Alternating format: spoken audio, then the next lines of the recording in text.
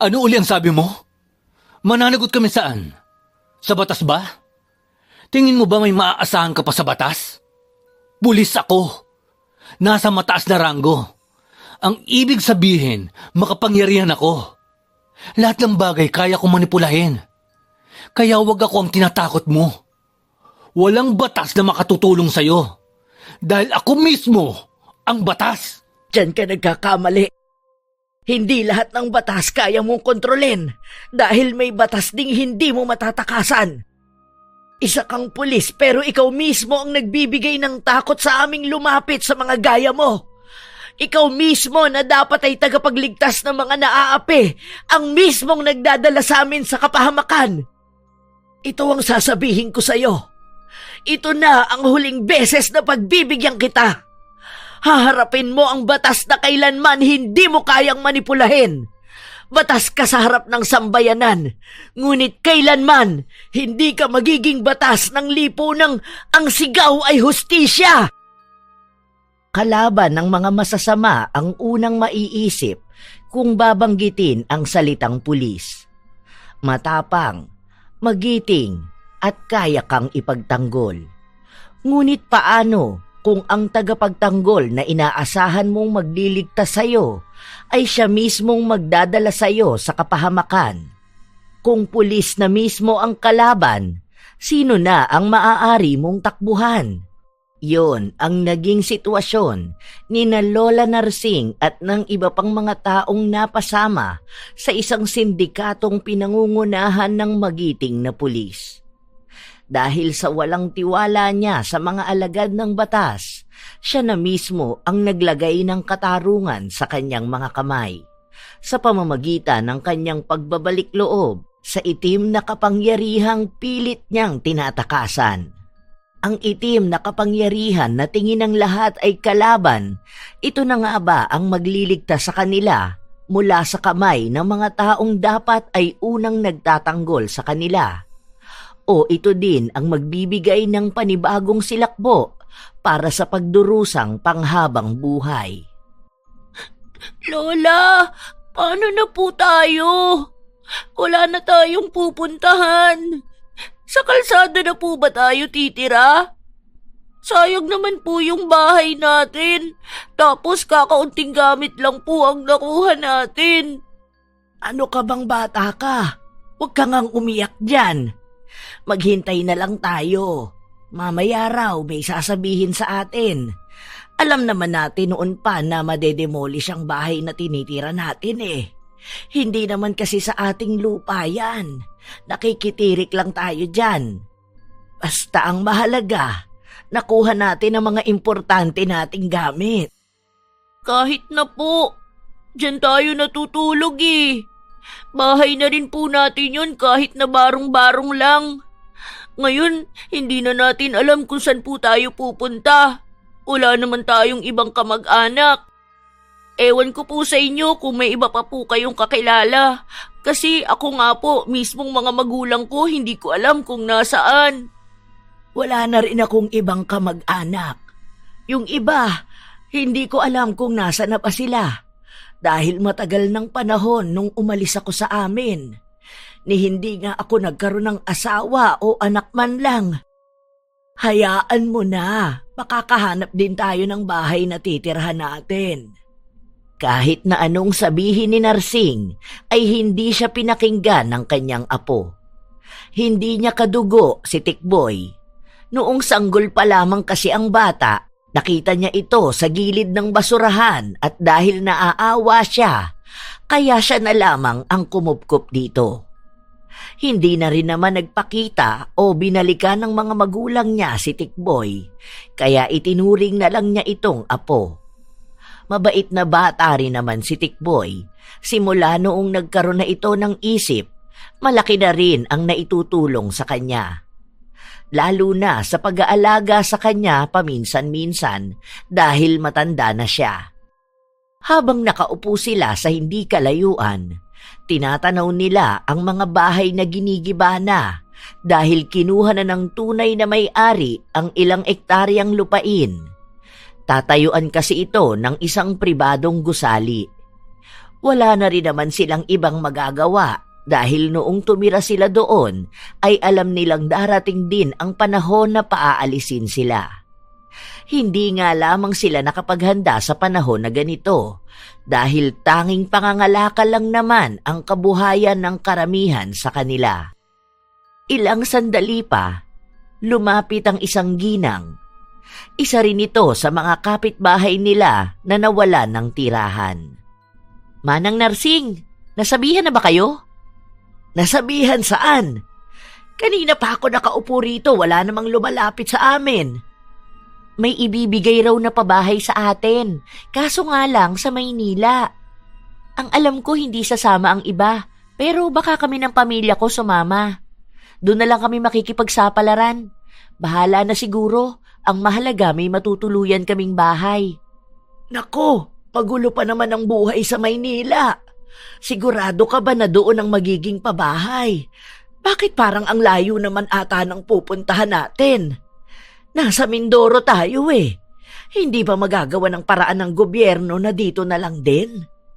Nasaan na yung pangako nila sa atin? Hindi ba nga nung una, sabi nila bago gibain ang mga bahay natin, ililipat nila tayo sa mas magandang bahay? Dalawa lang naman ang pagpipilian eh. Sa Maynila kasi ang sabi, bibigyan din daw tayo ng trabaho. Kung dito sa pabahay nila, baka mas lalo lang tayong mahirapan dahil wala raw makitaan na pwedeng maging kabuhayan. Kahit yata magtanim ng gulay, hindi pwede. Ganun ba? Hindi pa ako sigurado eh. Matagal din kasi akong namuhay sa Maynila. Nung kabataan ko pa. Iba na po siguro ang kinalakihan nyo kesa sa madadat na natin doon. Mas maraming benefits nga raw eh. Ano bang desisyon nyo? Kasi mamaya lang aalis na ang mga gustong sumama. Marami-rami rin kami tapos buong pamilya pa kami eh. 3 ang anak ko tapos kami ng asawa ko. Marami rin ang sasama. Sige, pag-iisipan ko na muna. Nagsimula na ang ingay sa paligid, kung saan ang ilan sa kanila ay hati ang desisyon. Mayroong mga tao na ayaw sumama, meron namang gusto. Alam ni Narsing na kahit na ilang taon na simula nung huling beses siyang tumapak sa Maynila, magulo pa rin ang lugar na yon. Marami nga ang oportunidad, ngunit hindi magiging ligtas ang lugar na yon para sa mga katulad nila. Ang Maynila ay isang paraiso kung tingnan ng karamihan, ngunit ang katotohanan ay isa itong patibong. Mas mapanganib pa kung tutuusin ang lugar na yon kaysa makahanap ng tunay na oportunidad. Habang nag-iisip ang matanda, muling lumapit ang isang babae at tinanong siya kung nais niya nga bang sumama. Noong una ay alanganin pa siya, ngunit napilit siya ni Yen Yen at sinabi na para may makasama rin daw siya na maaaring makatulong kay Tikboy na alagaan siya. Alam mo, hindi talaga maganda ang pakiramdam ko sa gagawin natin. Kinakabahan pa rin ako sa mga bagay na maaaring mangyari sa atin kapag pumunta tayo sa Maynila. Biglaan tong nangyari eh. Hindi man lang tayo inabisuhan noong una. Wala namang ganitong alok sa atin. Wala po yan, Lola. Baka po natatakot lang kayo na baka maligaw kayo ron. Kaya naman po natin yun dahil may mga makakasama naman po tayo eh. Excited na nga ako makakita ng malalaking building. Siguro po ang daming mga artista sa Maynila, no? Tapos po makakasalubong ko sila na dati napapanood ko lang. Hindi ganun kadaling mamuhay sa lugar na yon, Apo. Oo, naroon nga ang mga pangarap, ngunit hindi lahat ng nakikipagsapalaran ay pinapalad. Ang matataas na gusali na sinasabi mo, maraming kwentong hindi natin alam sa likod ng mga yon. Ang mga bagay na yon ang labis na nagpapabagabag sa kalooban ko. Basta po, kalma lang kayo ah. Hanggat kasama niyo po ako, palagi kayong ligtas. Ako pong bahala sa inyo. Binata na po ako. Ako ang palaging magbabantay at mag-aalaga sa inyo. Hindi ko kayo papabayaan. Katulad kung paanong hindi niyo ako pinabayaan noon. Naku, anong binata ka riyan? Umayos ka ha, dahil kailangan kapag nasa Maynila ka, matatagang loob mo at hindi ka iyakin. Naku ka talagang bata ka. Mukhang sa kanilang lahat, tanging si Narsing lamang ang nakakaramdam ng hindi maganda. Dahil halos lahat sa mga kasama niya ay masaya. Iniisip nila na titira sila sa magandang bahay at makakahanap ng magandang trabaho. May kahabaan ng biyahe nila. Malapit ng mag-umaga nung makarating sila sa Maynila. Pumasok sila sa isang malaking gate. Nang bumaba sila sa sasakyan, tila ba isang lumang gusali ang pinagdalhan sa kanila. Iisang sasakyan lang ang dumating. Wala ang ibang sasakyan, kung saan naroon pa nakasakay ang ibang mga kasama nila. Tayo pala ang nauna? Di ba tayo ang huling umalis kanina? Nasaan na kaya sila? Doon pa naman sa ibang sasakyan nakasakay ang asawa ko at 2 anak. Sandali nga lang magtatanong ako. Nakamasid lamang ang matanda sa paligid. Si Yenyen naman ay nilapitan ng isang babae at nagtanong siya kung anong oras makakarating ang iba pang sasakyan. Pero sinabi sa kanya na sa ibang lugar sila dadalhin. Nainis si Yenyen at sinabi na bakit sila pinaghiwalay. Naroon ang iba nilang mga kaanak. Pero sa halip na makakuha ng maayos na sagot, sinigawan siya ng babae at sinabi na wag na siyang magtanong pa ng kahit na ano. Sundin na lang niya kung ano ang mga sasabihin sa kanila mamaya.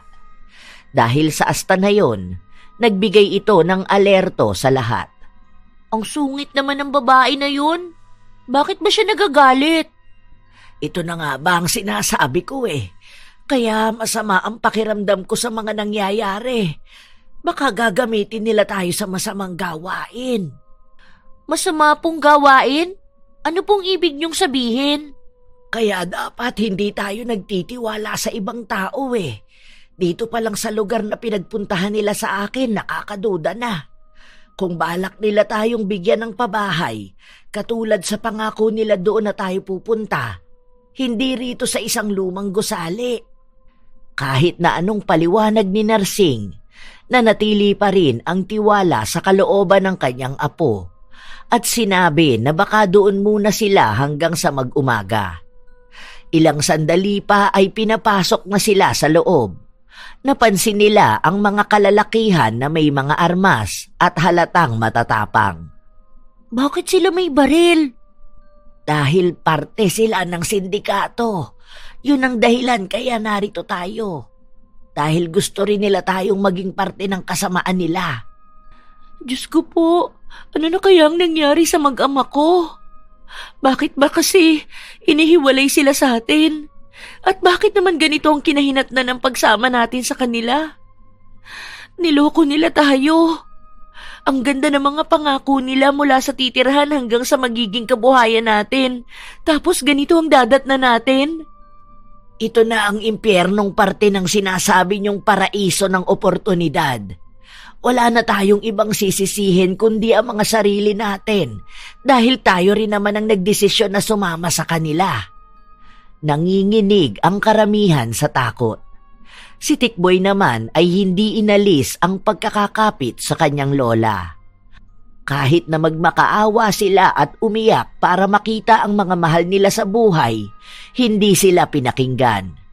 Pinagbantaan pa sila na sino man ang mag-iingay at lalabag sa mga ipinag-uutos nila ay babarilin. Takot na takot silang lahat dahil alam nila na maaari nga itong gawin ng mga kalalakihan. Pinaupo silang lahat sa malamig na sahig at sinabi na hintayin ang magiging amo nila. Ano nang mangyayari sa atin, Manang? Hindi ba tayo pwedeng tumakas at humingi ng tulong sa mga pulis? Hindi ko rin alam ang gagawin natin, Yenyen. Tingin mo ba matatakasan mo sila? Bawat isa sa kanila may mga baril. Halang na ang kaluluwa ng mga tao na yan, kaya hindi nila panghihinayangan ng buhay mo. Masyado ring mataas ang bakod, hindi mo magagawang akyatin yon. Baka nga hindi ka pa nakakalabas ng pinto, ilang bala na ang pumutok sa katawan mo. Paano kung ganito rin ang nangyayari sa pamilya ko? Ang mga anak ko, kawawa naman sila. Ang babata pa ng mga anak ko. Diyos ko po, iligtas niyo po ang pamilya ko. Hindi malabo na ganito rin ang kinahinatnan nila. Lahat tayo ay biktima. Lahat tayo ay napaniwala nilang makakatulong sila sa atin. Ilang sandali pa, may dumating na isang magarang itim na sasakyan. Lumabas muna roon ang isang lalaki na nakasuot ng unipormeng pulis. Nang makita yon ng mga tao, humingi sila ng tulong. Pero kabiguan lang ang kinahinatnan nila noong nalamang hindi nagpunta ang pulis para tulungan sila. Pinuno ito ng sindikato na siyang hahawak sa kanila. Parang awa niyo na po, sir. Ibalik niyo na lang po kami sa lugar namin kaysa ganito. Gusto ko na pong makasama ang pamilya ko. Maawa naman po kayo sa amin. May mga pangarap pa po kami. Kahit na maghirap na lang po kami sa lugar namin, huwag lang po kaming maging ganito rito sa Maynila. Tumahimik nga kayong lahat! Wala na kayong magagawa. Nandito na kayo at kailangan nyo magtrabaho para sa amin. Tandaan nyo ang mga sasabihin ko. At huwag nyong tatangkain na tumakas o magsumbong sa kahit na sino. Tandaan nyo, pulis ako at mataas ang katungkulan ko. Malalaman at malalaman ko kung may isa sa inyo ang susuway sa akin. Inisa-isang ipinaliwanag sa kanila ang lahat ng dapat nilang gawin. May ibang nagreklamo sa ipinag-uutos sa kanila at nakatikim ng malupit na pambubugbog. May 2 pang kalalakihan na binaril at pinatay dahil umalma at ayaw maging alagad ng kasamaan sa kalsada. Dahil sa natunghayan nila, alam nilang wala nga silang laban. Kinabukasan, maaga silang umalis sa lumang gusali at dinala sa iba't ibang kalsada ng Kamaynilaan. Magkasama sina Tikboy at Lola Narsing na namamalimos sa baklaran. Lola, naiinitan na po ba kayo? Kanina ko pa napapansin na hinihingal kayo eh. Magpahinga po muna kaya tayo. Hahanap muna ako ng pamaypay.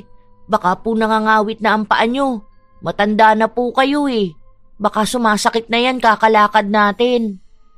Hindi na, Apo. Kaya ko pa naman ito. Maglakad na lang muna tayo. Doon tayo sa gilid ng simbahan para makalikom tayo ng pera. Mukhang maraming tao ngayon. Paano po kaya kung tumakas na tayo sa kanila? Nasa labas na po tayo eh. Tumakbo na lang po tayo hanggang sa makalayo. Kaya naman po natin eh. Kung sa ibang lugar tayo mamamalimos, makakasurvive naman po tayo. Huwag lang po sa kanila na palagi tayong tinatakot. Nakikita mo ba ang mga tao na yon? Mukha silang mga ordinaryong tao rito, pero isa sila sa mga nagbabantay sa atin. Hindi tayo basta makakaalis. Maraming nakabantay sa atin. Kapag nahuli nila ang isa sa atin, parurusahan lang tayo. Iginala ng bata ang paningin niya. Pansin nga niya na ang ilan ay pasimpleng nagmamasid sa kanila.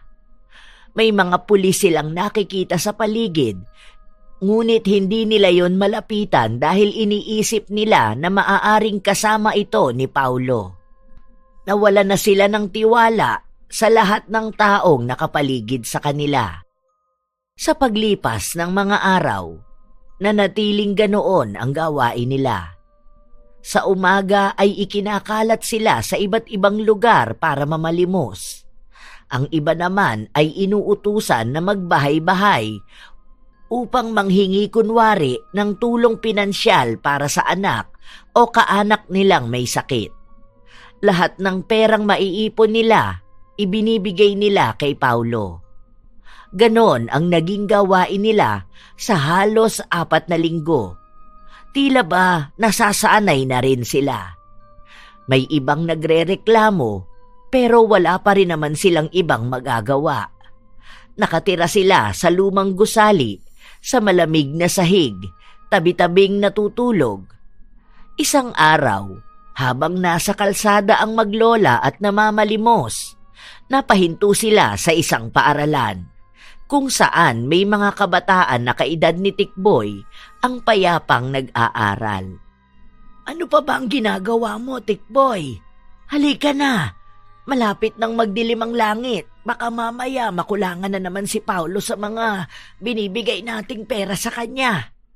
Alam mo naman yon, kapag mababa ang bigay sa kanya, pag-iisipan pa tayo ng masama. Ang sarap po sigurong mag-aral, no, Lola? Isa po yan sa mga pangarap ko eh. Masarap ang mag-aral, pero hindi lahat ng tao nararanasan yan. Kung sana magkakaroon lang ng pagkakataon na makapag-aral ka. Dahil yon ang magiging sandata mo sa hamon ng buhay para hindi ka naloloko ng mga tao. Katulad na lang ng nangyari sa atin. Balang araw, Lola. Papasok ako sa school. Makakapagtapos ng pag-aaral. Tapos, ikaw naman, makakaranas ka rin ng magandang buhay. Makakabawi rin ako sa pag-aalaga niyo sa akin. Makakatakas din tayo sa ganitong klase ng buhay. Iisa lang ang pangarap ko, Tikboy. Yon ay ang matupad ang anumang minimithi mo sa buhay. Sana nga isang araw may magligtas din sa atin sa kamay ng mga mapang-abusong tao na ginagamit ang kahinaan natin. Natapos ang buong araw nila, ngunit kakaunti lang ang perang nalikom nila. Karamihan sa kanila ay nakakaramdam ng gutom. Nang makabalik sila sa loob ng lumang gusali, pinapila sila upang kunin pa isa-isa ang mga perang nalikom nila. Bakit ganito lang ang perang nalikom mo? Imposibleng ito lang ang ibigay sa'yo ng mga tao. Matanda ka na. Malamang maaawa sila sa'yo. Baka naman, tinataguan niyo ako ng pera. Ayan lang talaga ang pera ko. Kahit nakapkapan niyo ko, wala akong mailalabas. Yung ibang tao na nahihingian ko, gusto nila pagkain ang ibigay sa akin. Lilipat na lang po kami bukas ng ibang lugar para dun kami mamalimos. Hindi. Bukas, hindi ka sasama sa kanya. Hayaan mo siyang dumiskarte para sa sarili niya. Po, hindi ko po pwedeng iwan ang lola ko. Paano kung mapahamak siya? Basta sinabi kong hindi ka sasama. Ang tigas ng bungo mo. Huwag mo akong pinipikon. Baka mabugbog kita ngayon. Huwag naman kayong ganyan sa amin. Hindi nyo na nga kami pinapakain. Sinasaktan nyo pa kami. Ikaw matanda ka. Huwag mo akong pinapangaralan, ha? Ano bang akala mo? Mas magaling ka kaysa sa akin? O sige, ngayong gabi, wala sa inyong kakain. Mamamatay kayong lahat sa gutom. Kung sino man sa inyo ang mabubuhay, yon ang makakapagtrabaho. Kapag namatay kayo, ililibing na lang namin kayo. Marami ang umapila dahil sa sinabing yon ni Paulo. Tinutuon niya ang pagbabanta niya. Kahit na nag-iiyakan na ang mga kabataan, wala silang ibang nagawa kundi ang itulog ang sakit ng kanilang mga tiyan dahil sa gutom. Ang iba naman ay sinisisi ang matanda dahil sa panay niyang reklamo ay nadamay sila sa parusa. Malalim na ang gabi. Hindi pa rin makatulog ang matanda, maging si Tikboy. Nagugutom ka po, Lola? Meron akong tinago na tinapay dito. Hindi ko lang po mailabas kanina eh. Saan naman galing yan? Baka mamaya mahuli ka nila, bugbugin ka pa. Ang dami mo nang ampasa sa katawan, hindi pa gumagaling yung sugat sa binti mo. Bigay po sa akin to kanina nung babae. Tapos itinago ko na lang kasi nga bawal naman tayong kumuha ng pagkain mula sa kanila. Ipapatapon din to sa atin eh. Naisip ko lang na baka magutom ka kapag gabi na. Eto na po, kainin nyo na po para magkaroon kayo ng lakas. Hindi na, iyon na yan. Kainin mo yan dahil ikaw ang dapat na magkaroon ng lakas. Kaya ko pa ito, sanay naman akong magutom. Bukas naman makakakain na ulit eh. Hati na lang po tayo. Noong una ay ayaw tanggapin ng matanda ang ibinibigay sa kanya ng apo. Kumuha na lang siya ng kakarampot para kahit na paano ay maibsan ang gutom. Kinabukasan, pinaghanda na silang lahat. Hinati ulit sila upang alam kung sino-sino ang pagsasamahin para dalhin sa isang lokasyon na pagpapalimusan nila. Lahat ng mga kabataang lalaki, dito kayo magsama-samang lahat. Lola, sa inyo ko po gustong sumama. Sumunod ka na lang sa kanya, apo. Hayaan mo, magkikita pa rin naman tayo kapag uwi natin. Sinabi kong lahat ng mga kabataang lalaki magpunta rito. Huwag niyong hintayin na ako pa ang magtawag sa inyo. Malilintikan kayong lahat sa akin. Sige na, Tikboy. Magpunta ka na. Ayaw bumitaw ng bata sa braso ng kanyang lola. Ngunit ang matanda na mismo ang kusang nagpapalayo sa kanya. Nakatingin na kasi si Paulo sa kinatatayuan nila at kapag inulit niya pa ang sasabihin niya, masasaktan lamang si Tikboy. Naiwan sa loob ang mga kalalakihan habang sina Narsing at Yenyen ay pinagsama sa iisang lokasyon ng paglilimusan. Nakakuha ka na ba ng balita sa pamilya mo? Hindi pa nga po. Hindi ko pa sila nakikita simula nung nagpunta tayo rito sa Maynila. Palipat-lipat na nga ang lokasyon na pinupuntahan ko, pero kahit isang beses, ni hindi ko man lang nakita kahit anino nila. Hindi ko na alam ang gagawin ko. Para akong mababaliw kaiisip. Ang laki ng pagsisisi ko na sumama ko rito. Kasalanan ko to eh. Ako ang nagpumilit sa asawa ko kahit sinabi niya sa akin na wala siyang tiwala sa mga tao na yun. Akala ko kasi mabait sila. Akala ko matutulungan nila tayo. Huwag kang mag-alala. Malay mo, sa mga susunod na araw, makasama mo na ulit ang pamilya mo. May awa ang Diyos. Hindi naman palaging ganito tayo. Darating din ang araw na may magliligtas sa atin. Nawawala na ako ng pag-asa sa totoo lang. Sino naman ang magliligtas sa atin kung kalaban na mismo natin ang nagsisilbing tagapangalaga ng batas? Wala tayong laban sa kahit na sino dahil mismong buhay natin hindi naging mahalaga sa kanila. Hindi ko alam kung hanggang kailan to. Baka nga mas mainam pa ang kapalaran ng mga pinatay nila. Nakalaya na sa lupit ng buhay sa mga kamay nila. Huwag kang magsalita ng ganyan. Hindi pa naman huli ang lahat. Hanggat buhay tayo, mananatiling may pag-asa. Hindi natin namamalayan, baka dumating na ang pagkakataon na yun. Pag-asa po? Mukha po bang may pag-asa tayo? Sa kinalalagyan natin, mas malaki pa ang tsansa na mamatay tayo kaysa makaligtas. Ewan ko, bahala na. Basta ang gusto ko makasama ang pamilya ko.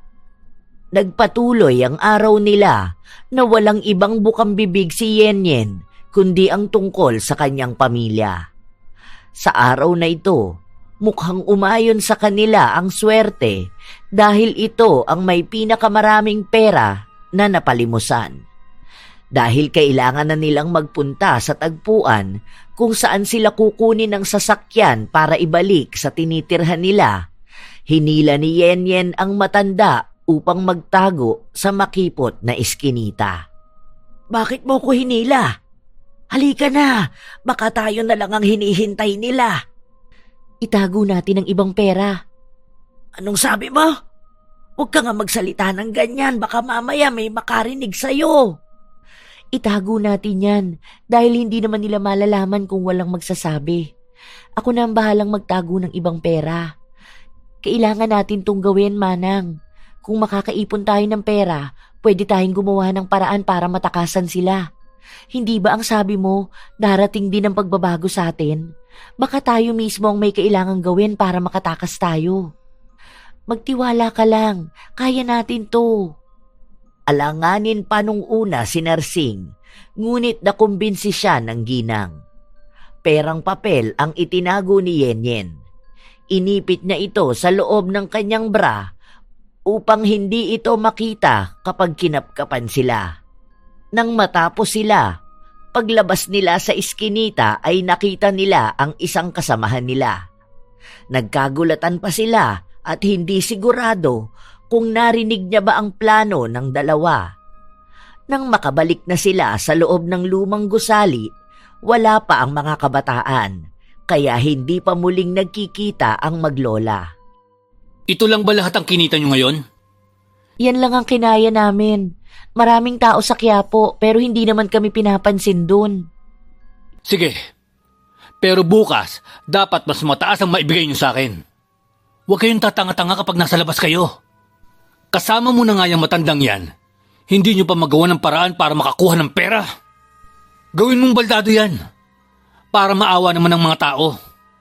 Sige na, umalis ka na sa harapan ko. Lumingon si Yenyen kay Narsing at nagbigay ng senyales na maayos na ang lahat at hindi sila nabuko.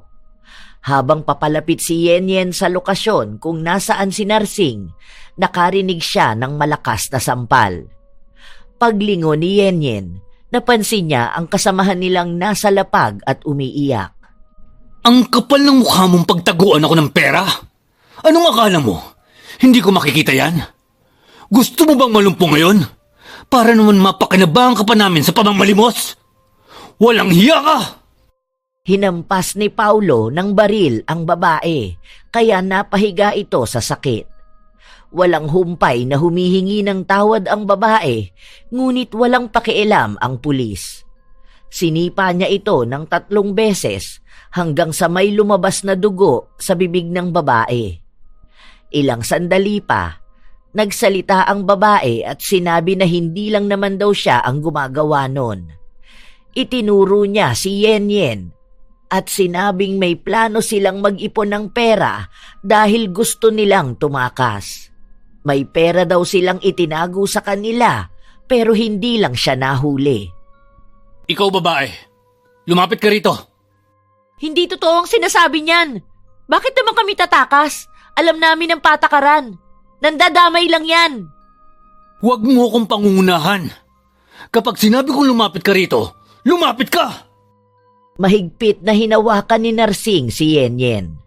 Nakakaramdam siya ng kapahamakan, ngunit kahit na anong gawin nila, mas nangingibabaw pa rin ang kautusan ni Paulo. Tinanong niya muli ang babae kung saan itinago ni Yenyen ang pera. Sinagot siya ng babae na hindi siya sigurado, pero kung kakapkapan siya, malalaman nila. Pinag-utos ni Paulo na pakapkapan si Yenyen. Nung una ay wala silang nakita, ngunit hindi makumbinsi si Paulo, kaya pinilit niyang paghubarin ang ginang. Teka lang, bakit niyo ko huhubaran? Hindi makatarungan yan. May alam ka pa pala sa katarungan. Kung talagang wala kang tinatago, gawin mo na lang.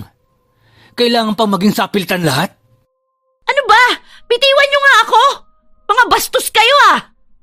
Itinulak ni Yenyen ang isang lalaki na humila ng damit niya, ngunit kasabay nun ang pagkapunit. Nawawala na siya ng dignidad, ngunit pinagpatuloy ng mga lalaki na hubaran siya hanggang sa matanggal lahat ang pang-itaas niyang damit. Nahulog sa lapag ang mga perang nakatago sa kanyang bra. Isa ka pang inutil ka? Walang hiya! Talagang pinagtataguan niyo ako? Siguro naman, alam mo na ang kaparusahan mo. Bakit niyo ba ito ginagawa sa amin? Bakit niyo ba kami pinipilit na mamalimos? Tapos ganito niyo pa kami tratuhin? Mga tao rin kami! Matibay ka pala ha? Ang ayoko sa lahat, yung sinasagot ako.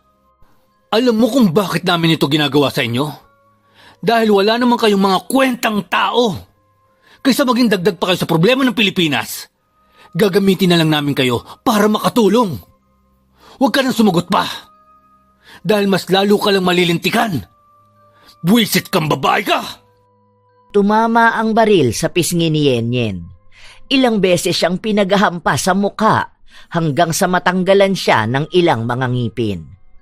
Napaluhod na rin siya sa sakit, ngunit walang tigil siyang ginulpi. Lantad din ang hubad niyang katawan.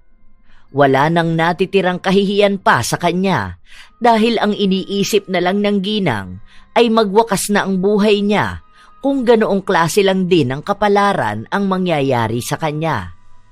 Naririnig niya ang pagtawag sa kanya ni Narsing at ang pag-iyak ng bunso niyang anak. Tumagal din ng ilang minuto ang pambubugbog sa kanya na halos ikamatay niya. Kayong lahat! Nakikita niyo ba ang kahahantungan ng buhay niyo kapag sinubukan niyo pang sumuway sa amin? Ayan! Tignan niyo yung walang kwenta niyong kasama! Sa susunod na may mauhuli akong tinatarantado kami, mas malala pa dyan ang mangyayari.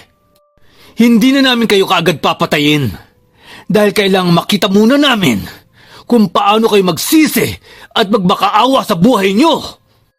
Agad na nilapitan ni Narsing si Yenyen upang balutan ng tela ang katawan niya. Inalalayan niya rin ito upang madala sa isang gilid. Naku po, Diyos ko, kaawaan niyo kami. Ang dami mong sugat, Yenyen. Ayaw na kitang sisihin sa nagawa mo. Pero sana, hindi mo na lang kasi ginawa. Ano nang gagawin natin ito? Marahan na pinupunasan ni Narsing ang ginang nang lumapit sa kanila si Paulo. Bakas sa mukha ng pulis na wala siyang kahit na anong awa na nararamdaman. Madilim ang mga mata niya na tila ba nilalamon na rin ng kadiliman ang kanyang kaluluwa. Sa susunod, huwag niyo akong ginagalit. Huwag niyo naman po kaming gawing mga tau-tauhan niyo lang.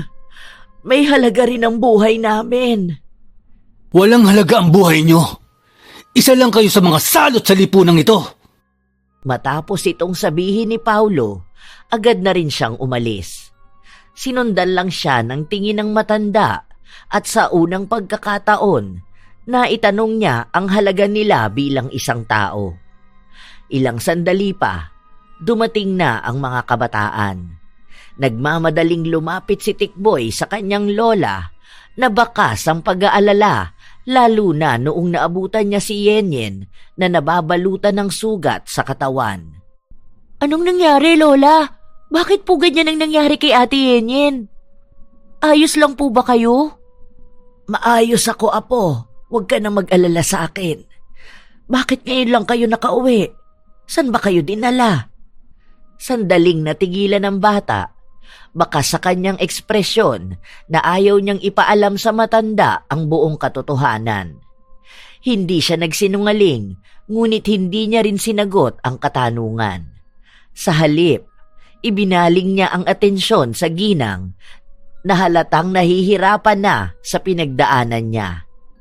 Walang gumamot kay Yenyen o kahit na ang magbigay ng gamot para sa mga sugat niya. Gumawa na lamang ng paraan si Narsing para kahit na paano ay matigil ang pagdurugo sa mga sugat sa katawan ng ginang. Kinabukasan, maagang pinaalis ang mga kabataan. Hindi na nakapagpaalam si Tikboy sa kanyang lola at mukhang nakakahalata na rin si Narsing sa kakaibang asta ng kanyang apo.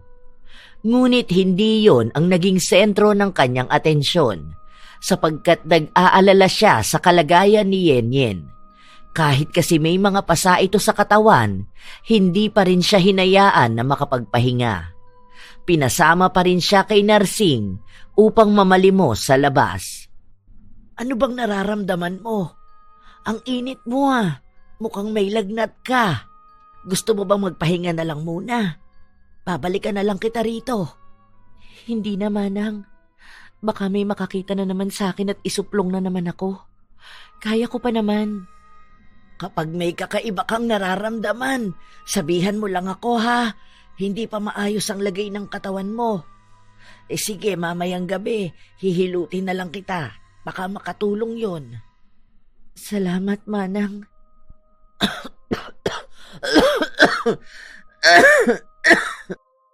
Ay, Diyos ko po. May dugo ng kasama ang plema mo Hindi na magandang nangyayari sa'yo. Paano kaya kung magpunta na lang tayo sa center? May mga libre naman siguro dito. Kahit na saglit lang, para mabigyan ka na rin ng gamot. Noong una, ayaw pang pumayag ni Yen. Ngunit napilit siya ng matanda noong may nakita silang isang public center. May mga tao na nakapila roon. Marami kaya matatagalan sila kung maghihintay sila.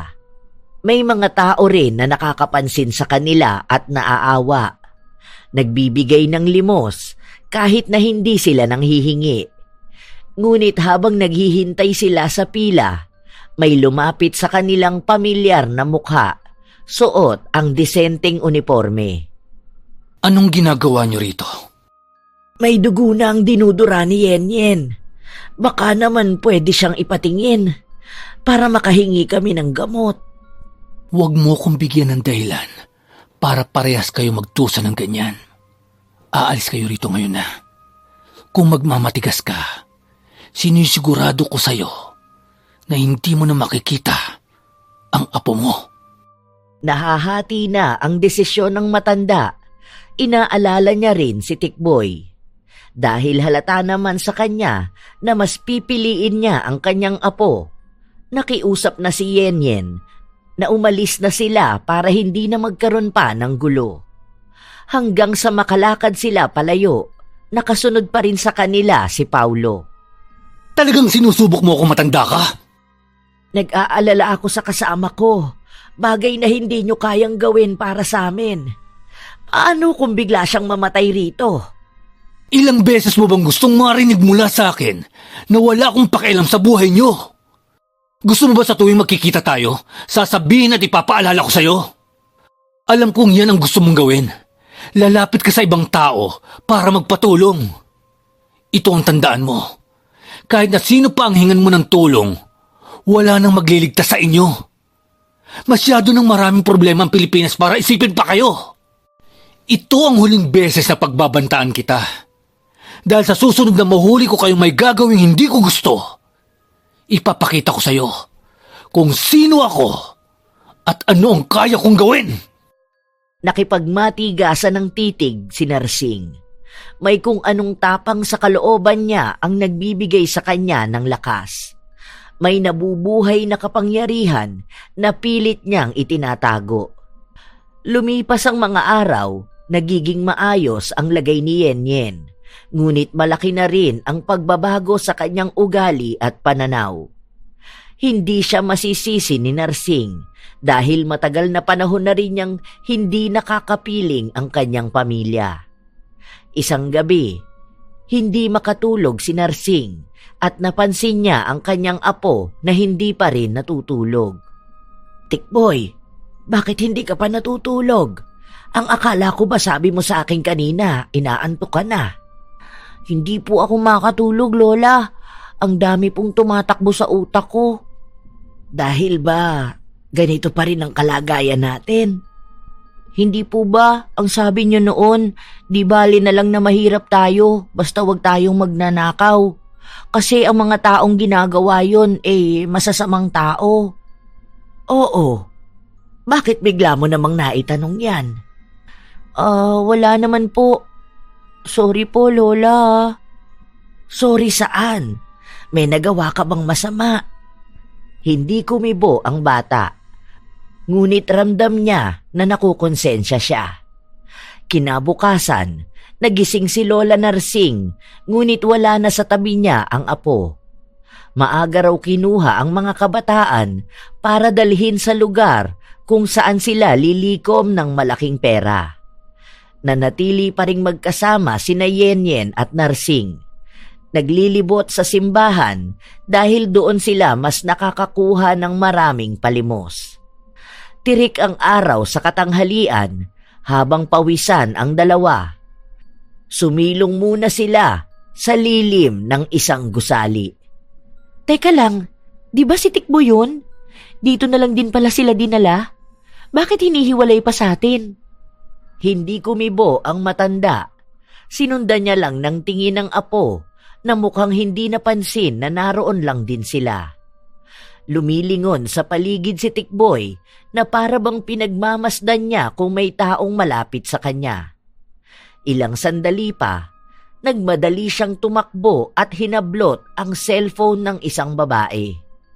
Maging si Narsing ay nagulat sa ginawa ng kanyang apo. Sa pagtakbo ni Tikboy, doon niya napansin ang lola niya. Alam ng bata na nasaksihan lahat yon ni Narsing.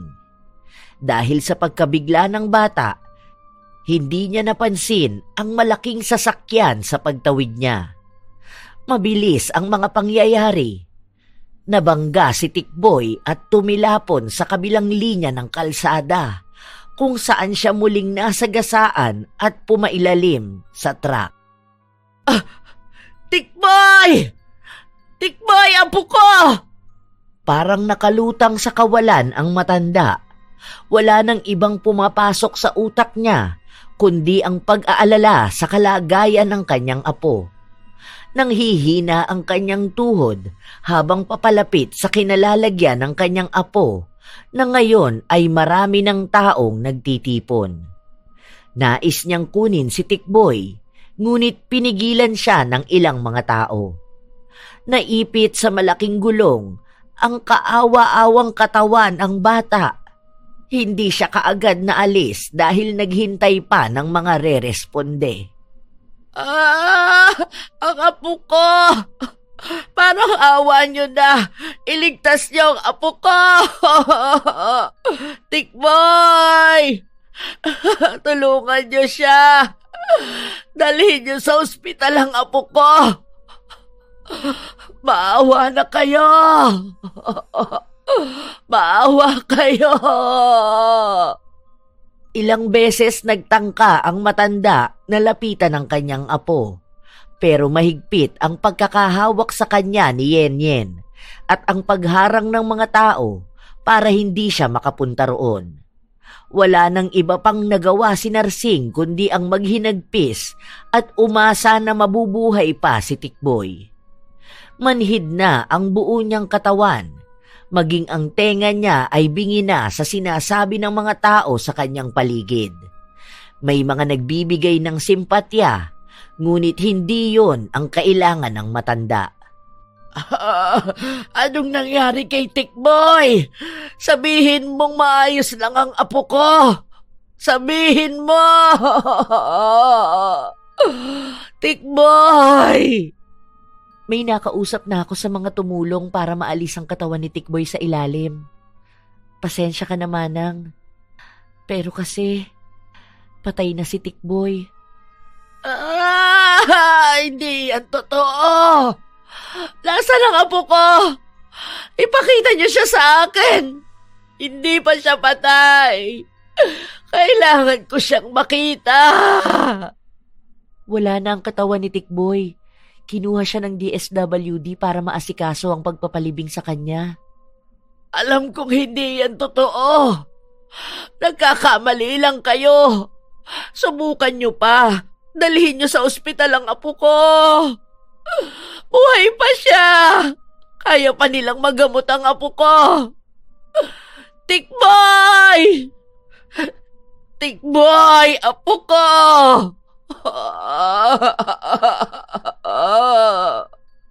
Napaluhod sa sahig ang matanda. Tanging dugo na lamang sa kalsada ang nakikita niya. Kahit napilitin niyang tumayo o maglakad para puntahan ang lugar na kinalalagyan ng bangkay ng kanyang apo, wala na siyang lakas pa. Tanging pagyakap na lamang ang nagawa ni Yen Yen dahil alam niyang labis ang paghihinagpis ng matanda tungkol sa sinapit ng kanyang apo. Kailanman, hindi na niya makikita ang mukha nito, ang pagtawa, at ang mga pangarap na palaging sinasabi sa kanya ni Tikboy, mananatili na lamang ito sa kanyang isipan. Kahit na hindi niya paniwalaan ang nangyari, yun na ang sinapit ng buhay ng batang inaruga niya at minahal ng lubusan. Nang sumapit ang hapon, Kinuha na ulit sila ng sasakyan para dalhin sa lumang gusali. Nakaupo lang si Narsing sa isang gilid. Tuyo na ang mga luha niya at tanging hikbi lamang ang maririnig. Ako na lang ang magbibigay nitong perang nakuha natin. Babalikan na lang kita mamaya. Kukuha na rin ako ng makakain mo. Hindi kumibo ang matanda. Nakatulala lang siya at iniisip kung paano niya gigisingin ang sarili sa bangungot na kinahantungan ng kanyang apo. Habang lumilipas ang mga oras, pasakit ng pasakit ang puso ni Narsing. Nang dumating na ang mga kabataan, inaasahan niya pa rin na makita ang kanyang apo. Iniisip niya na buhay at malakas ito, na kapag nakita siya, ay agad siyang yayakapin. Manang, kainin mo na to. Baka magkasakit ka pa niyan. Ito, susubuan na lang kita. Nasaan na ang apo ko? Gusto ko siyang makita. Hindi mo na makikita si Tikboy, Manang. Hindi natin alam kung saan ba siya ililibing o kung ano na ang mangyayari sa katawan niya. Ipagdasal na lang natin ang kaluluwa niya. Oo nga pala, kanina lang narinig ko mga kabataan. Kaya pala ganun ang ginawa ni Tikboy, yun palang trabaho na pinapagawa sa kanila. Ikinakalat sila sa iba't ibang parte ng Maynila para maging snatcher. Doon lang napagtanto ng matanda ang huling usapan nila ng kanyang apo. Kaya pala ito humihingi ng tawad sa kanya dahil sa sapilitang trabaho na pinapagawa sa kanila. Mabuting bata si Tikboy, kahit na lumaki ito sa hirap, hindi siya tinuruan ng matanda na magnakaw. Pinapaalala sa kanya palagi na dapat niyang paghirapan ang perang gagamitin niya. Ngunit lahat yon ay nawala matapos na utusan silang magnakaw. Kaya pala kahit na ilang beses ko siyang tanungin kung anong pinapagawa sa kanya, ayaw niya akong sagutin. Palagi na lang niyang sinasabi na kapareha sa atin na namamalimos. Habang nagluluksa ang matanda, biglang lumapit sa kanya si Paulo. Bukas, may bago kong ipapagawa sa'yo. Magbahay-bahay ka at humingi ka ng abuloy para sa apo mo. Ang sabihin mo, wala kayong maipampalibing sa kanya. Nasagasaan ka mo. Tapos tidakbuhan ng nakasagasa sa kanya. Galingan mong umiyak para may silbi naman yung pagluluksa mo. Tiyak maraming taong maaawa sa'yo. Mga tao pa naman ngayon, mahina ang damdamin sa mga matatanda. Hanggang sa pagkamatay ba naman ng apo ko, gusto mo pa rin gamitin para lang sa lintik na pera na yan? Wala man lang ba kayong mga puso?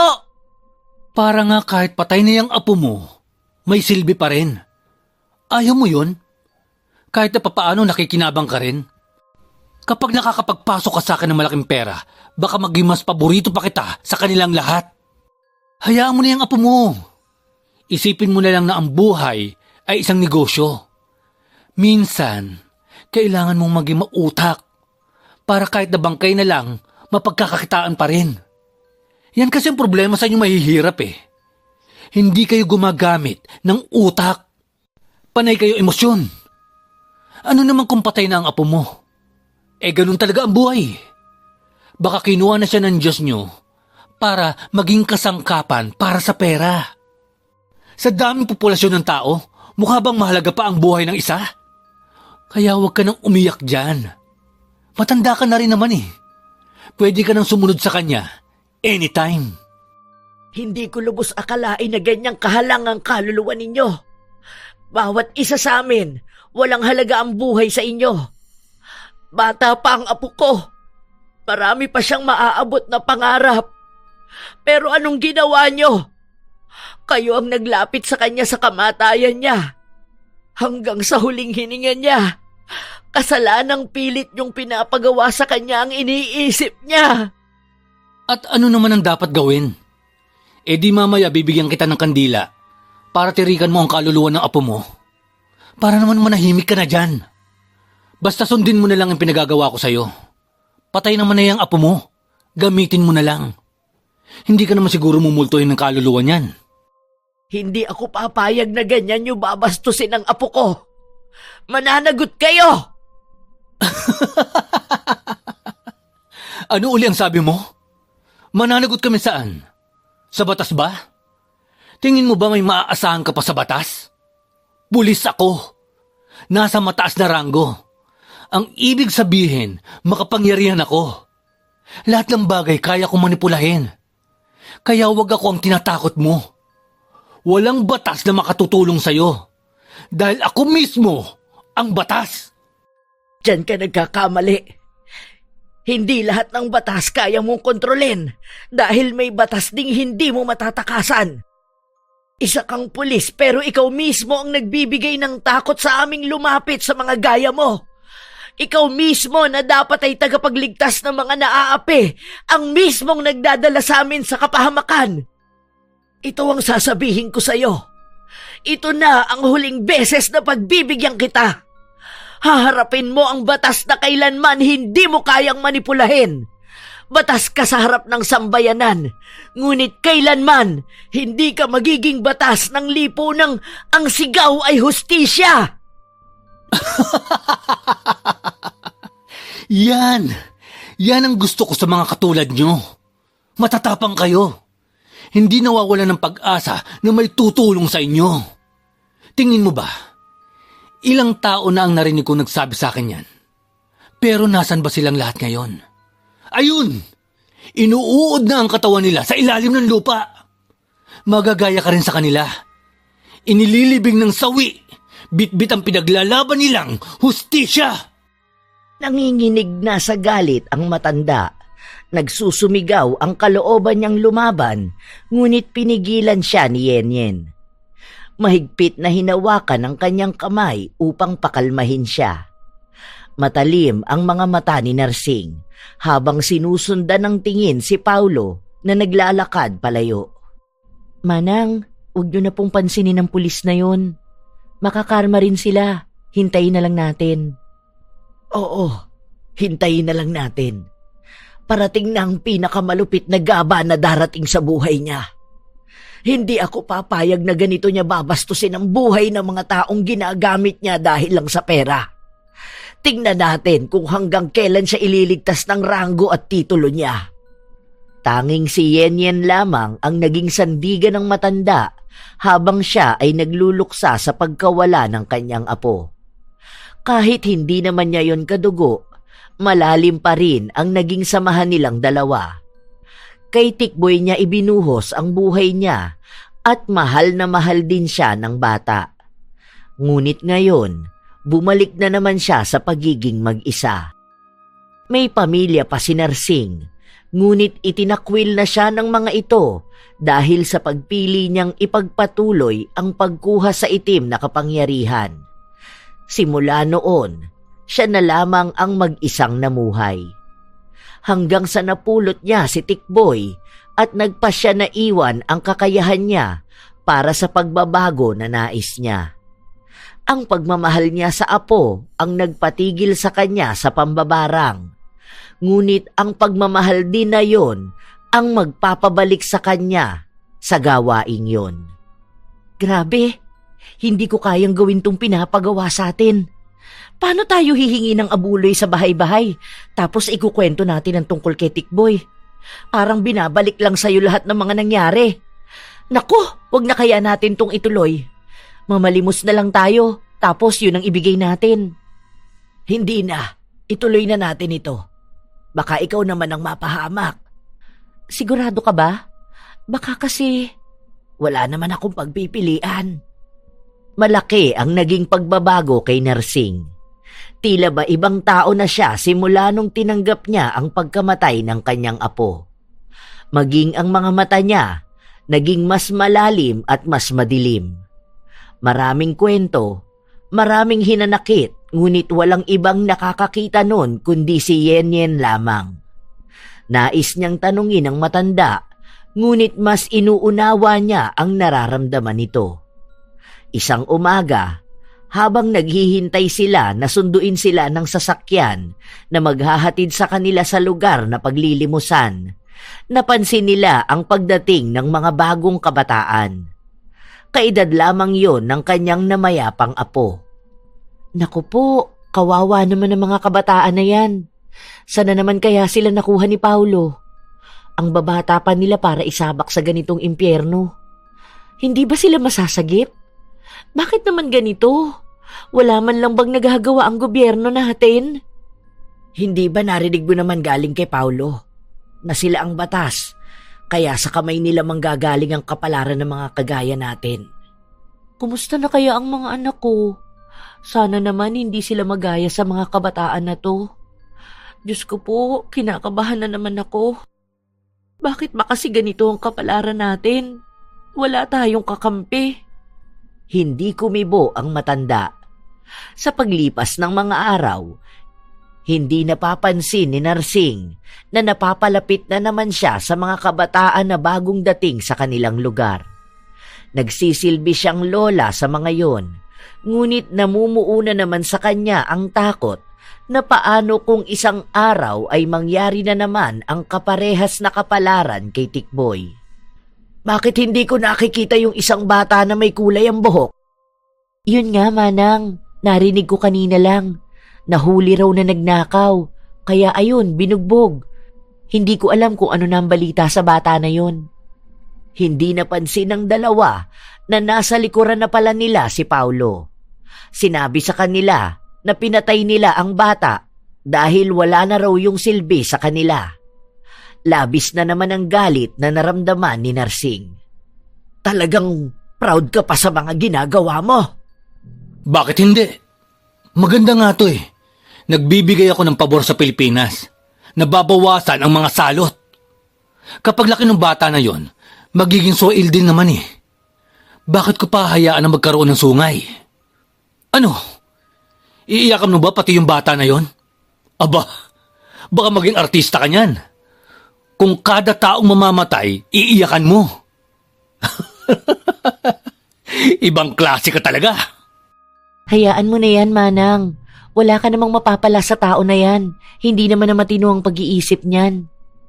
Nang kinabukasan noon, habang nagbibigay sila ng pera kay Paulo, hindi sinasadya na masugatan ng pulis dahil sa nakausling matalim na bagay sa perang ibinigay ng isang babae.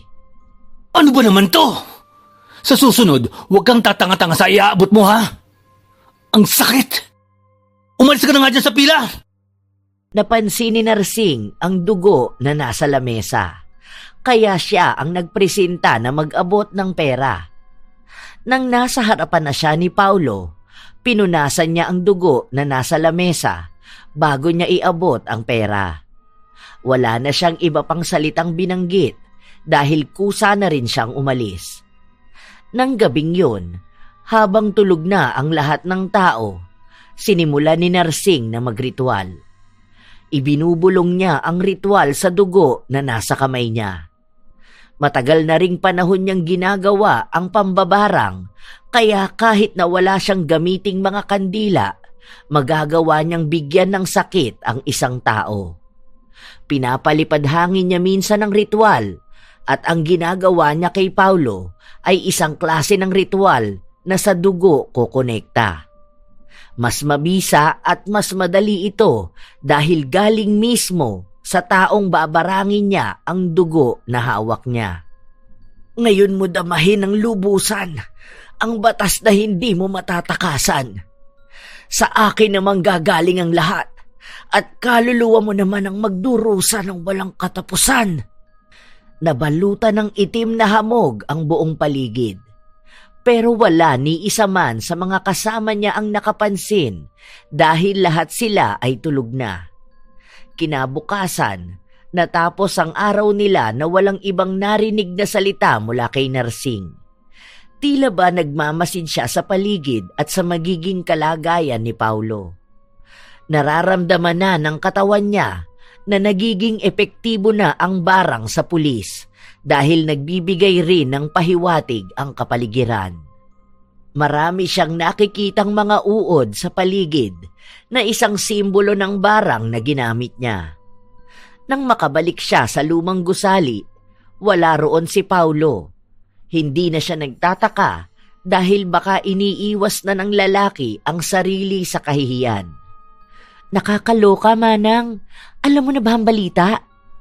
Wala na akong ibang alam na nangyayari sa paligid. Yung si Paulo. Teka nga, hihinaan ko lang ang boses ko. Baka may makarinig sa akin. Alam mo ba, narinig ko kanina na parang may uod ng langaw na nanggagaling sa sugat niya. Kasi kanina raw, parang sumabit yung braso niya dun sa sasakyan. Tapos ngayon, napapansin nila may maliliit na uod. As in yung maliliit talaga, na hindi basta napapansin. Nakita lang sa kanya dahil nagtitipon-tipon. Parang kinakain ang laman niya. Baka inuuod na siya dahil nabubulok na ang pagkatao niya. Yan nga ang usapan kanina pa.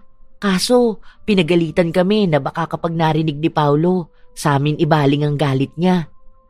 Hindi na kumibo pa ang matanda. Nais niya kasing makita mismo ng sarili niyang mga mata ang kinahinatnan ng barang na ginawa niya. Makalipas ang 2 araw, doon na lamang ulit nila nakita si Paulo. Ngunit may nakaharang na tela sa kanyang braso. Habang nag-aabot ng pera ang matanda, tumayo si Paulo para silipin ang nangyayari sa sugat niya. Doon ay sinadya ni Narsing na hilahin ang telang nakaharang sa braso ng pulis. Ano ba? Tatanga-tanga ka naman masyado. Pasensya ka na, hindi ko napansin. Natisod kasi ako kaya napahawak ako. Teka, sandali, ano yung puti-puti sa sugat mo? Uod ba yan? Ang dami naman yan, nakakadiri. Doon ka na nga. Masyado kang pakilamera. Hindi yan uod. Nilagay ko yung gamot para gumaling na kaagad. Nangingitim na yung sugat mo, tapos inuuod na rin ang katawan mo. Hala ka, buhay ka pa, inuuod ka na. Hindi man lang hinintay ang bangkay mo na mapunta sa ilalim ng lupa. Ay, sa bagay, hindi naman kasi kaagad namamatay ang gaya mong masamang damo. Hayaan mong dito ka na lang muna sa mundong ito mabulok. Galit na galit si Paulo sa mga sinabi ni Narsing, ngunit hindi niya ito kaagad na balingan ng galit. Dahil nakukuha na niya ang atensyon ng mga tao sa paligid. Nakakaramdam ng kahihiyan ng pulis dahil kahit na anong gawin niya, ayaw talagang maalis ang maliliit na uod. Sinubukan na rin ni Paulo na balutan ang braso niya para hindi langawin. Pero ganun pa rin ang nangyayari. Nilalamon pa rin ng maliliit na uod ang sugat niya, kaya sa paglipas ng mga araw ay naging malalayon. Ramdam ni Narsing ang paglala ng barang kay Paulo dahil siya ang kumokontrol nito. Iniiwasan na rin ng pulis na magkaroon siya ng sugat dahil bawat sugat sa katawan niya ay nagkakaroon ng maliliit na uod na siyang mas lalong nagpapalala ng sakit sa kanyang laman. Nakakatakot na ang nangyayari kay Paulo. May sakit kaya siya? Baka mamaya may mga kumakalat ng sakit ngayon, tapos gano'n na ang mangyayari. Naku, iwasan nating magkaroon ng sugat. Huwag kang mag-alala. Kung hindi mo kasing demonyo ang pulis na yon, hindi ka uuuri ng buhay. Bagay lang sa kanya yon para makaganti rin sa kanya ang mga taong inuuod na ang bangkay dahil sa pagpatay niya. Matigas na ang puso ni Narsing. Wala na siyang nararamdaman na awa kay Paulo. Kahit minsan ay naririnig niya sa paligid niya na naaawa sila sa pulis. Nauunawaan ng matanda ang mga tao dahil hindi naman sila likas na masama. Kaya nakakaramdam pa sila ng awa sa taong nagdulot sa kanila ng tunay na sakit. Ngunit alam ng matanda na hindi palaging awa ang dapat na manaig. Dahil minsan, kailangan nilang magpakatatag at hayaang makitang nagdurusa rin ang taong halangang kaluluwa na manakit ng kapwa nila. Sa paglipas ng mga araw, nagpatuloy silang lahat sa kanilang trabaho. 1 buwan na, hindi pa rin nagpapakita si Paulo. Hanggang sa nakasagap na naman ng balita ang matanda mula kay Yenyen. Manang, alam mo ba narinig ko ang usapan nila kanina? Galing daw sa doktor itong si Paulo kasi nagpalinis ata siya ng sugat niya dahil nga nabubulok na. Alam mo ba ang nangyari? Noong una daw, maayos pa, pero kinabukasan mas lalong lumala. Paggising na lang daw may mga parang itlog na ng uod. Mas dumami, tapos mas lumala. Parang ang sabi-sabi, humahalo na rin daw sa dugo niya ang mga uod. Nakakatakot. Mabuti naman ganun ang nangyayari sa kanya. Hindi na ba siya magpapakita sa atin? Para naman makapagdiwang tayo sa karma niya. May bali-balita nga raw na baka may tumitira na sa kanya. Alam mo ba yung kulam? O kaya, barang ba yun? Baka ganun na raw ang nangyayari sa kanya kasi hindi na maagapan. Magpapatingin nga raw sana sila sa albularyo kaso hindi naniniwala si Paulo. Ewan ko kung totoo kasi narinig ko lang na usapan yun ng mga tauhan niya. Alam mo naman ako, malinaw ang pandinig ko sa mga ganyan. Kahit naman saan siya lumapit, hindi na siya gagaling. Haharapin na niya yan sa sarili niya. Ang mga uod sa katawan niya mismo ang magpapaalala sa kanya sa mga kasalanan na ginawa niya. Iyon ang marka na maiiwan sa kanya kahit na anong pagsisisi pa ang gawin niya. Lumipas ang ilang mga linggo, hindi na talaga nagpakita si Paulo. Ang mga tauhan niya ay unti-unti na ring nagkakagulo. Dahil doon ay nagkakaroon na ng tapang ang mga kasamahan ni Narsing na kumalaban. May iba sa kanila na nakatakas na sa kamay ni Paulo. Hindi na kasi ito maharap ng pulis dahil mas inuuna niya ang kanyang sarili. Isang araw, habang nasa loob ng sasakyan si Narsing at naghihintay na umalis, pinasok sila ng mas maraming pulis pa. May mga armas silang dala at lahat ng mga nasa sasakyan ay pinalabas nila. Wala silang ibang nararamdaman kundi ang takot dahil iniisip nila na kasamahan yun ni Paulo. At dahil wala na silang magiging pakinabang, ay papatayin na silang lahat. Diyos ko po, ito na ba ang katapusan nating lahat? Hindi ko man lang nakasama ang pamilya ko. Hindi ko na sila nakita pa. Sana, kahit na mamatay ako ngayon, maging maayos ang kalagayan nilang lahat. Tanging hagulgol lamang ang naririnig sa kanila. Tila ba tinatanggap na nila ang kanilang mga kapalaran. Ngunit mali sila ng inaakala dahil ang mga pulis na dumating ay ang mga taong magliligtas sa kanila. Matagal na raw palang minamatyagan ang lugar nila dahil may isang bata noon na ang pangalan ay Tikboy na nagsumbong sa kanila. May plano pa sila noong una pero hindi yun natuloy nung namatay ang bata. Doon lang napagtanto ni Narsing na ang lahat ng magiging pagbabago sa kanila ngayon ay sa tulong ng kanyang apong na mayapa na. Kinuha silang lahat at dinala sa isang magandang lugar na pagmamalagian nila. Kinausap sila isa-isa at binanggit nila ang pangalan ni Paulo na siyang lider ng mga sindikato. May mga takot pa rin sa kanilang dibdib dahil paano kung isa sa mga nakakausap nila ay tauhan ng pulis at sa anumang oras ay kitilin ang buhay nila.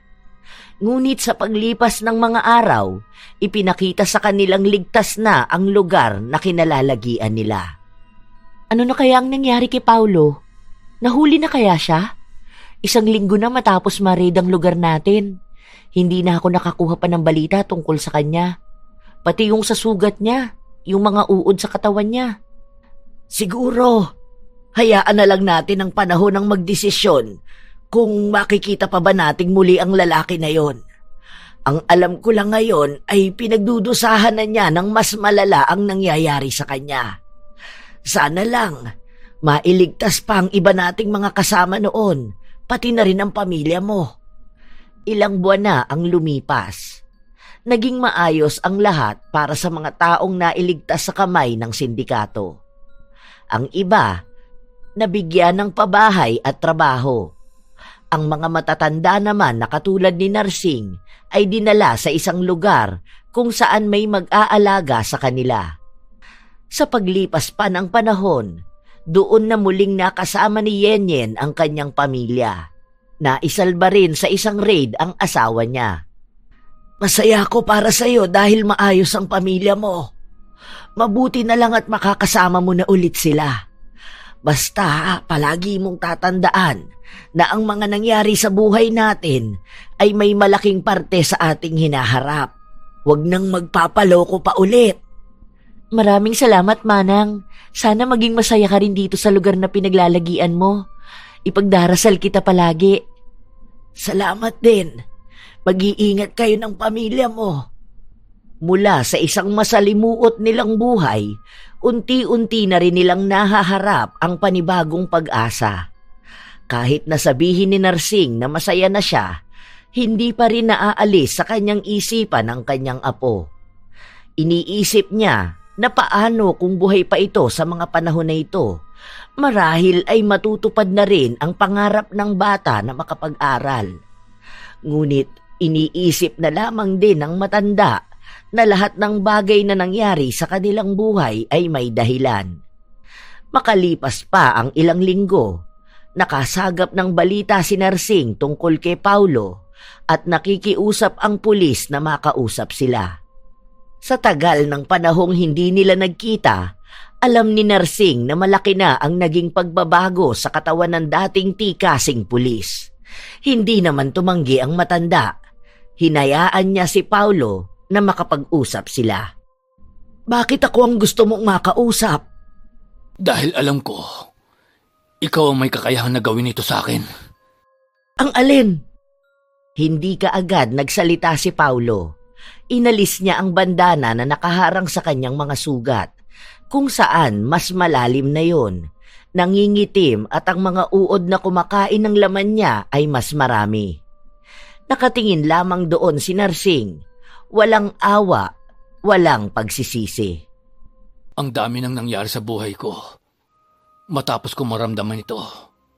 Sa totoo lang, hindi ako naniniwala sa mga barang. Pero tama nga sila. Ito mismo ang nangyayari sa akin. Bakit ako ang kinausap mo? Dahil malakas ang pakiramdam ko na ikaw ang may kakayahang gawin ito. Parang awa mo na. Tulungan mo naman ako. Alisin mo na ang anumang ginawa mo sa akin. Handa akong magbagong buhay. Pangako. Para sa pamilya ko. Para sa mga anak ko, tulungan mo ko. Hindi ako ang gumawa sa iyo niyan. Kung inaakala mo na paghingi lang ng tawad ang magiging kasagutan sa mga pagkakamali mo, nagkakamali ka. Maaari kang humingi ng tawad. Maaari kang magbago. Pero hindi ibig sabihin nun ay mawawala na rin lahat ng paghihirap na nararanasan mo. Nagmamakaawa ako sa iyo. Sige na. Parang awa mo na. Kailangan ako ng pamilya ko. Ipinapangako ko sa iyo.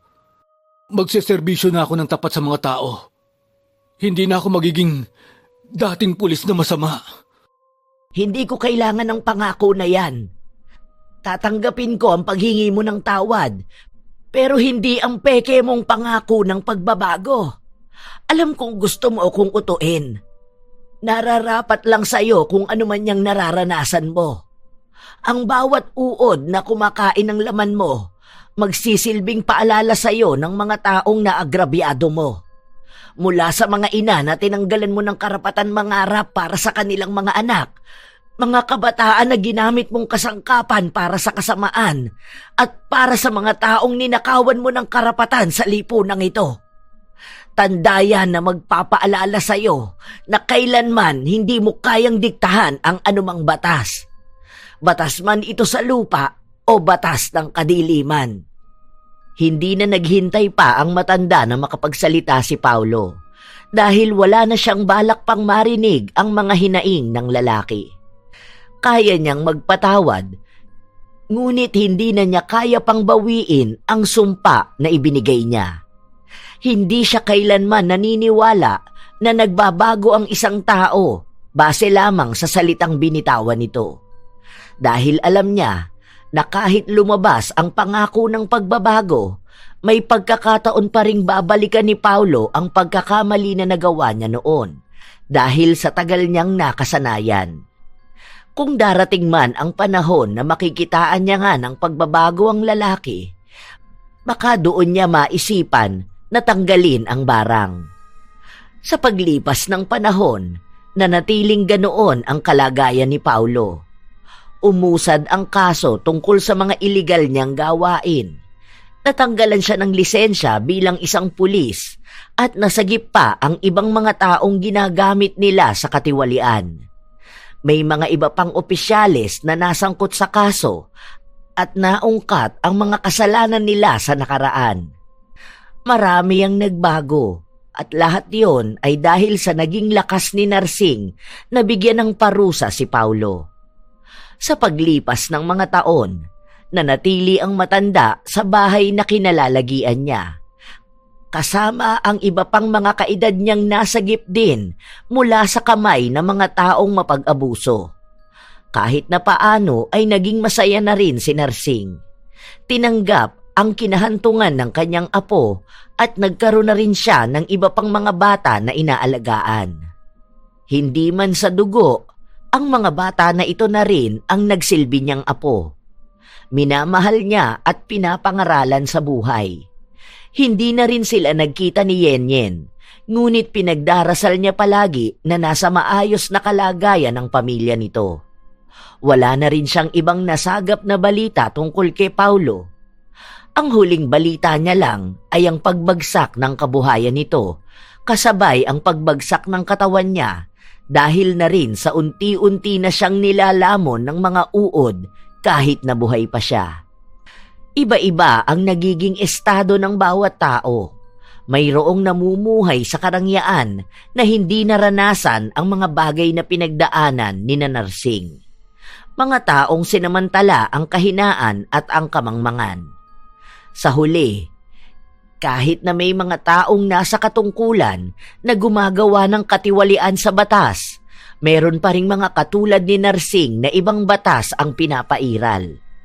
Maliman sa paningin ng karamihan ang paggamit at pagkampi sa itim na kapangyarihan, isa pa rin itong klase ng sandatang maaasahan laban sa mga taong inaakalang sila ang magiging tagapagligtas ng mga naaapi.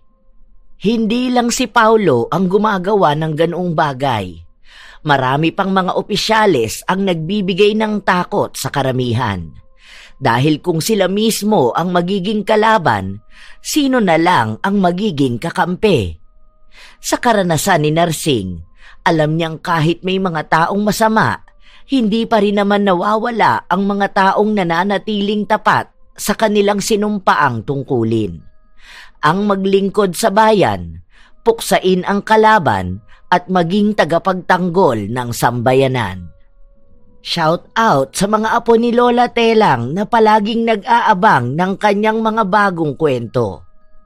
Raquel Torno, Torno and Perante family ng GMA Cavite.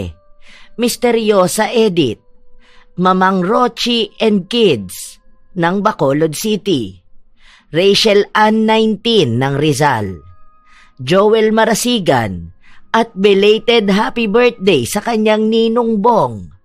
Lynette Reparado, Annaliza Puaso ng Kuwait. Marilu Marcelino, Virgie Tindaan, Blue 9045, Al San Jose, Trixie Dayan Crisostomo ng Saudi, Maria Zuz Haro, Yurime Aslam Liza 8897, Miriam Salvidos ng Jeddah, Sailin Gidaya, Leonisa Cobo, Lydia Lopez, Vicky Yabut, Hazel Fiesta, Monet Rivera, Mike James Tapak at Cheryl Bronyosa. Ako ang inyong Lola Telang at maraming salamat sa inyong pakikinig mga apo.